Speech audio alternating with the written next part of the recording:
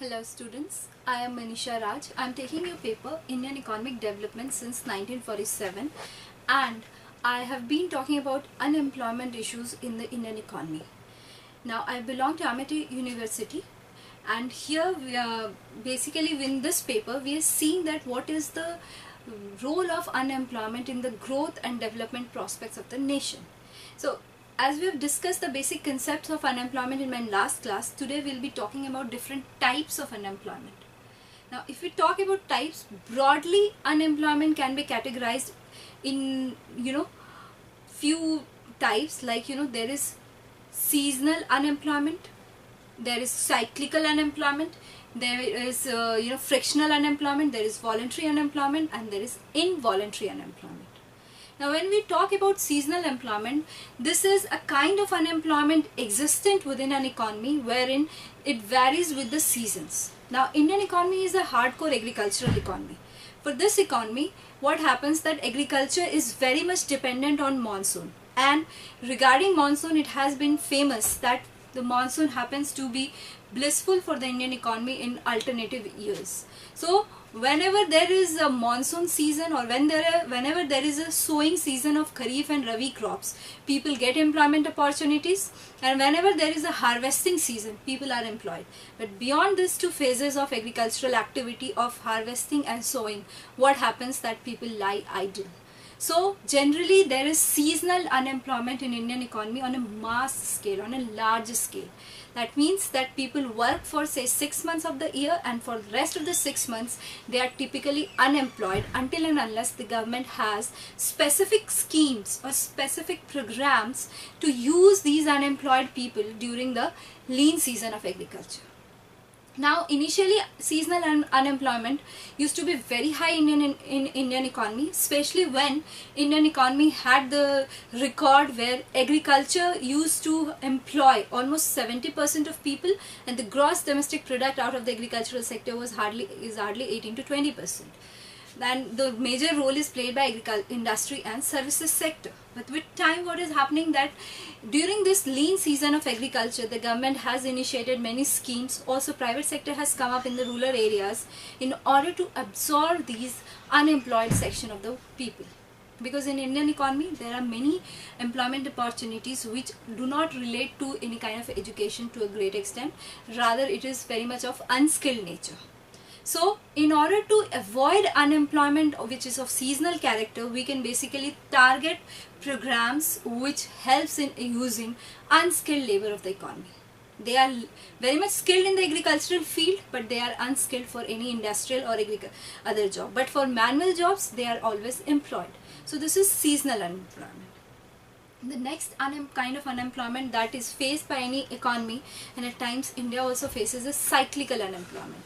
Now this cyclical unemployment is a kind of unemployment which is talking about the broader aspect of the economic growth of the nation. So each economy goes through the phase of booms and depressions.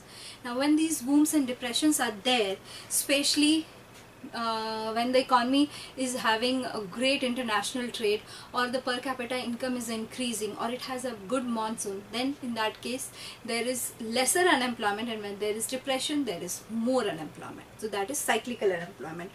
Now next comes the voluntary unemployment. Voluntary unemployment means that people are within the age group of say 14 to 60 years. They are working, they are literate, but they are not interested in being employed. They don't want to do work, and at times then this is called as voluntary unemployment. So it is always a question for the economists that whether they should treat these voluntarily unemployed people as the source of unemployment or not, because they are unnecessarily adding. They are not looking for a job at all. There is no requirement to increase job opportunities for them. But next is involuntary unemployment. What do you mean by involuntary unemployment? It basically means that people are rigorously searching for a job, but the government is unable to provide them opportunities. For example, if we talk about involuntary unemployment, then in India the population is increasing and we have a larger age group of working population. So in that case, the government is making extra effort to reduce this involuntary unemployment. So since the phase of liberalization, we have seen that the economy is moving towards having those kinds of growth or those kinds of activities within the nation which actually reduces involuntary unemployment. So for that matter, we see that there is a decline in the employment opportunities within agricultural sector, but there is a rising trend of employment opportunities in the industrial as well as the services sector. And this is very much in line with the Western economies, because if you talk about Western economies, there also more and more job opportunities are offered by industrial and the services sector, and agriculture sector takes a back end. In the same way, now Indian economy is also facing the same thing. The occupation structure, the occupation pattern of the nation is changing, and people are more interested towards industrial and services sector. The next one is frictional unemployment. What do you mean by frictional unemployment? This is basically a phase of unemployment wherein the people are actually having some job in their hand, but they do not want to continue with the same job or with the same profile or maybe in the same company, and they're looking for better opportunities because they know that there are existing employment opportunities for them. They fit the qualification, they fit the work experience and all. So frictional unemployment means that it is that phase of unemployment when people are actually searching for a job which is more suited to their personality or to their educational qualifications. For example, during the depression phase, what had happened that the government had actually reduced employment opportunities in the public sector. So in 1930s, when there was depression in the Western economy, people moved out from the industrial sector to other sectors and they were looking for jobs. So that was a frictional phase. Now apart from this, there is something called as disguised unemployment within the Indian economy. Now what is this disguised unemployment? Disguised unemployment simply means that there is unemployment within the economy, but that unemployment is not visible. In India, this is a chronic state of unemployment where we happen to see that most of the people are working in the agricultural field in the rural areas, but they are not qualified and they are not required in the field. This simply means that the marginal product of the worker is zero. Whenever a person is employed and working but he is not contributing to the total growth or productivity, then he is supposed to be called as disguisedly unemployed. So here basically it means that when people are working but they are not contributing to the growth, it is disguised unemployment, and this happens in the agriculture sector of India. Now for keeping a check on disguised unemployment, suppose you remove suppose in a field 10 people are working. And these 10 people are producing 100 tons of rice.